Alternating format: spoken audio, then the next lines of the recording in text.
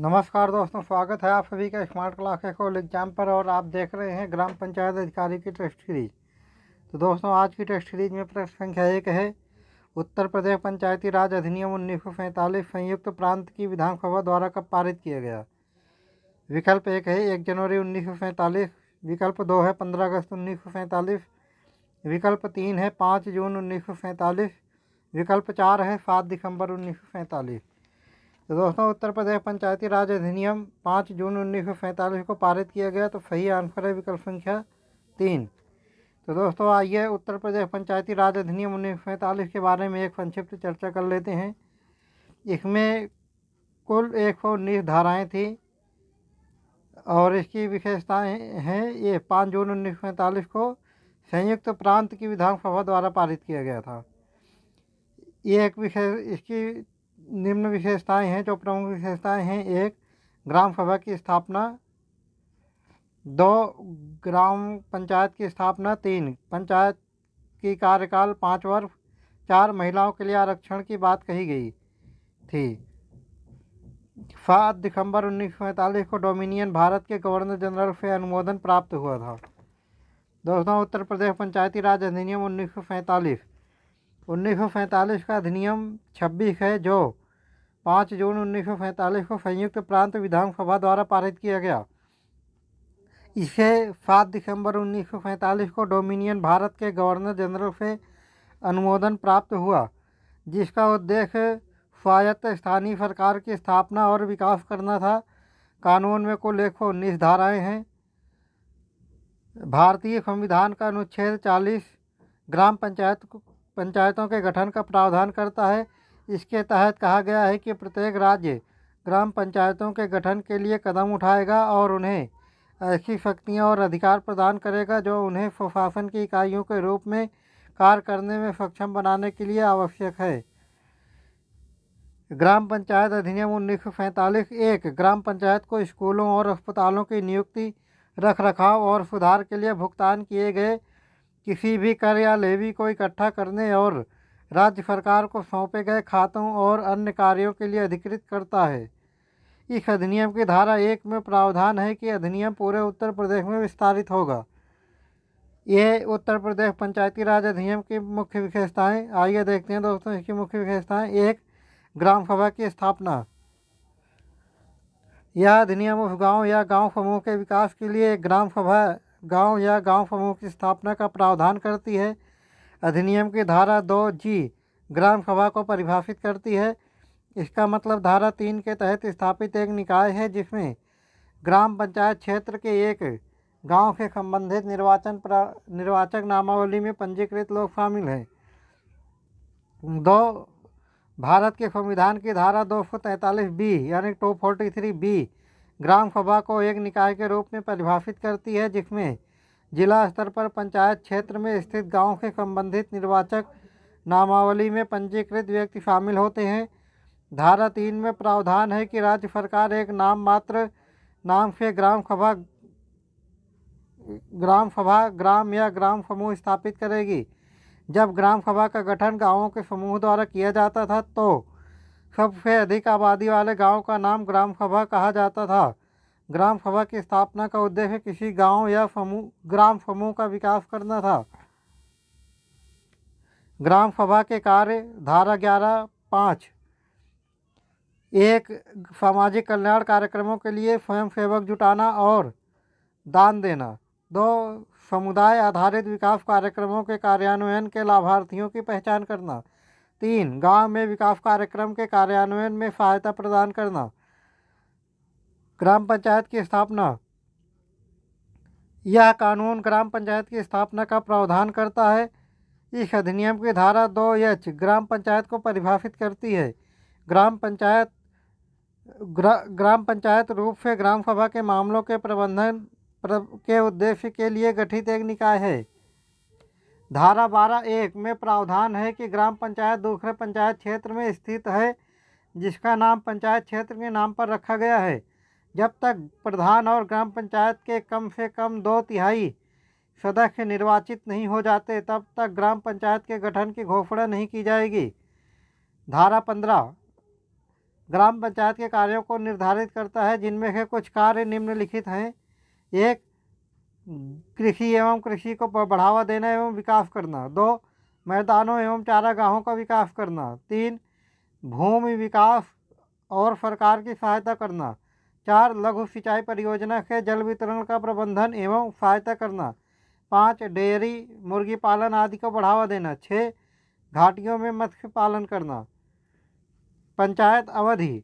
धारा 12(3) में प्रावधान है कि ग्राम पंचायत का कार्यकाल उसकी पहली बैठक की तारीख से 5 वर्ष होगा और धारा 95(1)(f) के तहत निरस्त नहीं किया जाएगा। ग्राम पंचायत निर्माण के लिए चुनाव को अंतिम रूप दिया जाएगा। पंचायत वर्ष की अवधि समाप्त होने से पहले या इसके विघटन की तारीख से 6 महीने की अवधि समाप्त होने से पहले, जहां ग्राम पंचायत द्वारा अपने कार्यकाल की समाप्ति से पहले बिताया गया शेष समय ग्राम पंचायत के शेष समय के लिए ही जारी रहेगा। प्रधान कार्यालय। यह अधिनियम ग्राम पंचायत के प्रधान को इसका अध्यक्ष बनाने का प्रावधान करता है। धारा 11(b) ग्राम पंचायत के प्रावधान का चयन पंचायत क्षेत्र की निर्वाचन क्षेत्रों की निर्वाचक नामावली में पंजीकृत व्यक्ति द्वारा किया जाएगा। ग्राम पंचायत के किसी भी आम चुनाव में प्रधान का चुनाव नहीं किया जाता है और ग्राम पंचायत के संपूर्ण सदस्य के 2/3 से कम और राज्य सरकार या उसके द्वारा अधिकृत अधिकारी आदेश द्वारा नामांकित किया जा सकता है। ए. प्रबंधन समिति, जिसमें ग्राम पंचायत के सदस्यों के रूप में चुनाव के लिए पात्र व्यक्तियों की उतनी संख्या शामिल होती है जितनी वह उचित समझे। या बी. एक प्रशासक। शफीउद्दीन बनाम ADJ 1998 RD 109 में यह तर्क दिया गया था कि प्रावधान के चुनाव पर इस आधार पर सवाल उठाया जा सकता है कि उम्मीदवार ने सीट के लिए एक फर्जी दस्तावेज पेश किया था। धारा 11(b)(6) में प्रावधान है कि प्रधान के पद का कार्यकाल ग्राम पंचायत के कार्यकाल के साथ मेल खाएगा। प्रधान और ग्राम पंचायत के अन्य सदस्यों को निर्धारित समान लाभ प्राप्त होंगे। यह अधिनियम अनुसूचित जाति, अनुसूचित जनजाति और पिछड़े वर्गों के लिए प्रधान के पदों के आरक्षण का प्रावधान करता है। महिलाओं के लिए आरक्षण। धारा 11(a)(4) में प्रावधान है कि उपधारा 3 के तहत प्रधान के आरक्षित पदों की संख्या सहित प्रधानों के कार्यालयों की संख्या का 1/3 से कम नहीं, जैसा कि मामला हो, महिलाओं के लिए आरक्षित होगा। दोस्तों, आइए प्रश्न संख्या 2 देखते हैं। 73वां संविधान संशोधन अधिनियम 1992 कब से प्रभाव में आया? दोस्तों, 73वां संविधान संशोधन 1992, देखो विकल्प 1 है अगस्त 1989, विकल्प 2 है नवंबर 1989, विकल्प 3 है सितंबर 1991, विकल्प 4 है 24 अप्रैल 1993। तो 73वां संविधान संशोधन अधिनियम 1992 24 अप्रैल 1993 को प्रभाव में आया। इसीलिए 24 अप्रैल को पंचायती राज दिवस भी मनाया जाता है। अधिनियम के तहत संविधान में 11 अनुसूची शामिल की गई और 11वीं अनुसूची में 29 कार्यात्मक विषय शामिल किए गए। इसके तहत पंचायतों में कुल पदों का 1/3 भाग महिलाओं के लिए आरक्षित है। पंचायती राज संस्थान का गठन 73वें संविधान संशोधन अधिनियम 1992 के द्वारा किया गया, लेकिन ये लागू हुई 24 अप्रैल 1993 से, जो कि प्रश्न में भी पूछा गया है। और 73वें संविधान संशोधन अधिनियम 1992 के द्वारा संविधान के भाग 9 जोड़ा गया, जो कि ग्राम पंचायतों के विषय का उल्लेख करता है। 1. पंचायती राज का संवैधानिकरण। राजीव गांधी सरकार ने पंचायती राज संस्थाओं को संवैधानिकरण और उन्हें ज़्यादा शक्तिशाली और व्यापक बनाने हेतु जुलाई 1989 में 64वां संविधान संशोधन विधेयक लोकसभा में पेश किया। अगस्त 1989 में लोकसभा ने यह विधेयक पारित किया, किंतु राज्यसभा द्वारा इसे पारित नहीं किया गया। इस विधेयक का विपक्ष द्वारा जोरदार विरोध किया गया, क्योंकि इसके द्वारा संघीय व्यवस्था में केंद्र को मजबूत बनाने का प्रावधान था। 2 वीपी सिंह सरकार। नवंबर 1989 में वीपी सिंह के प्रधानमंत्रित्व काल में एक नए संविधान संशोधन विधेयक को पेश करने के प्रस्ताव को मंजूरी दी गई। परिणाम स्वरूप सितंबर 1990 में लोकसभा में एक संविधान संशोधन विधेयक प्रस्तुत किया गया, लेकिन सरकार के गिरने के साथ ही यह विधेयक भी समाप्त हो गया। 3 नरसिम्हा राव सरकार। नरसिम्हा राव के प्रधानमंत्री में कांग्रेस सरकार ने एक बार फिर पंचायती राज के संवैधानिकरण के मामले पर विचार किया। इसने प्रारंभ में विवादास्पद प्रावधानों को हटाकर नया प्रस्ताव रखा और सितंबर 1991 को लोकसभा में एक संविधान संशोधन विधेयक प्रस्तुत किया।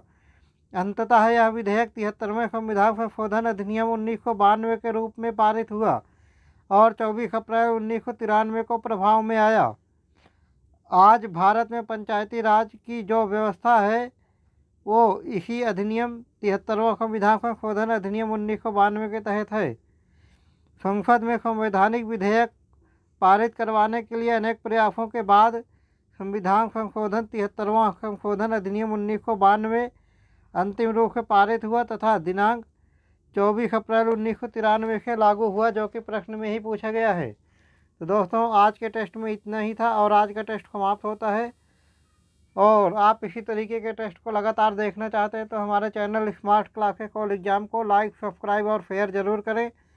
कल फिर मिलते हैं दोस्तों इसी चैनल पर और नेक्स्ट वीडियो के साथ। तब तक के लिए जय हिंद।